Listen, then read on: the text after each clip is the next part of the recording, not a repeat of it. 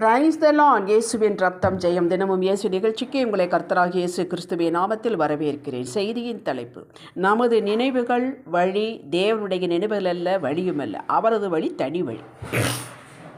ஆதார வசனம் யோவான் 5ஆம் அதிகாரம் 8வது வசனம். இயேசு அவனை நோக்கி, எழுந்திரு, உன் படுக்கை எடுத்துக்கொண்டு நட என்றார்.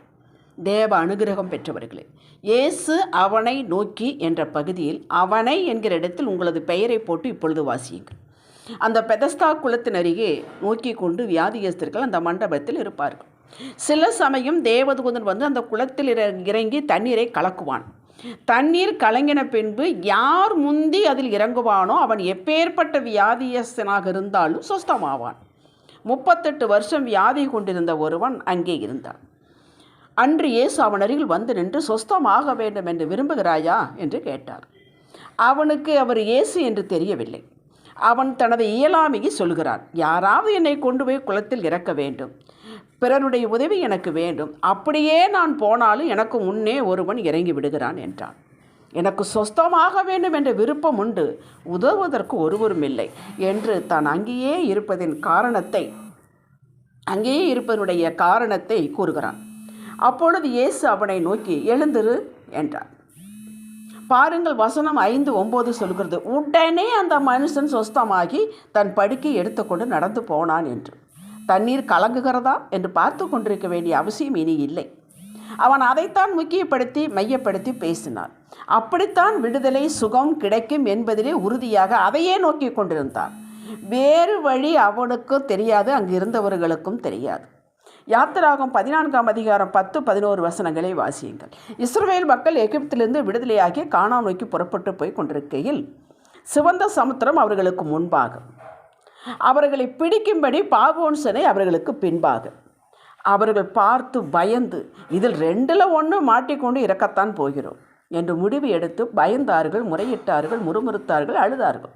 நாம் அங்கே அன்று இருந்திருந்தால் நாமும் இப்படித்தான் நினைத்திருப்போம்.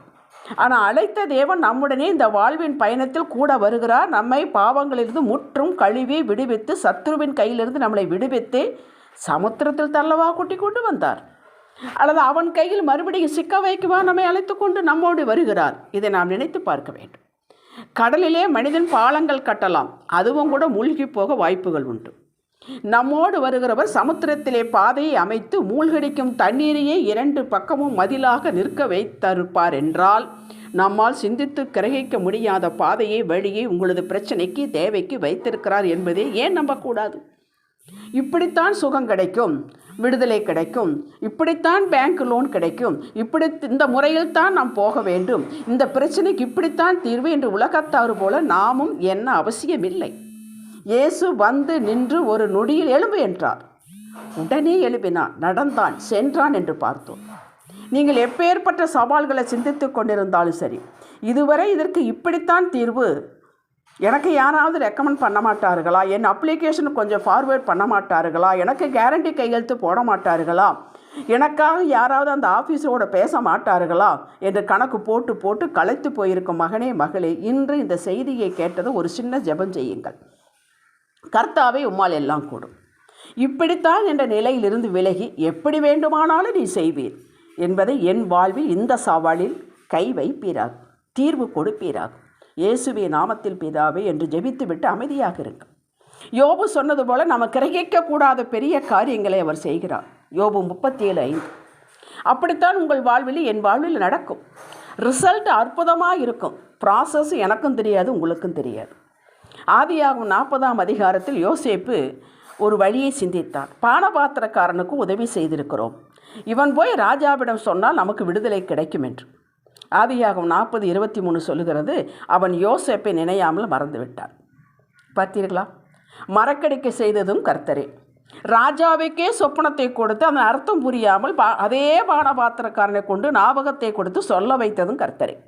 அப்படித்தான் நடக்கும் என யோசேப்பு, இவன் போய் சொல்லித்தான் நமக்கு ஏதாவது நடக்கும் என்று யோசேப்பு எதிர்பார்த்தான். இல்லை, இப்படித்தான் என்பதை கர்த்தர் அன்று செய்து காட்டினார். மகளே, மகளே, கர்த்தரின் வழியை, சிந்தனையை அறிந்தவன் யார்? இப்படித்தான் என்பதை விட்டுவிட்டு அவரையே நோக்கி பாருங்கள். ஒத்தாசை உங்களுக்கு மேலே இருந்து வரும். அவரது பாணியில் செய்து முடிப்பார். என் ரிசல்ட்டு ஜெயம், ஜெயம், ஜெயம். ஹல்லேலூயா. ஜெபிக்கலாம். தகப்பனே, நாங்களோ ஜீவனோர் தேசத்தில் கர்த்தருடைய நன்மையை காண்பேன் என்று விசுவாசிக்கிறோம்.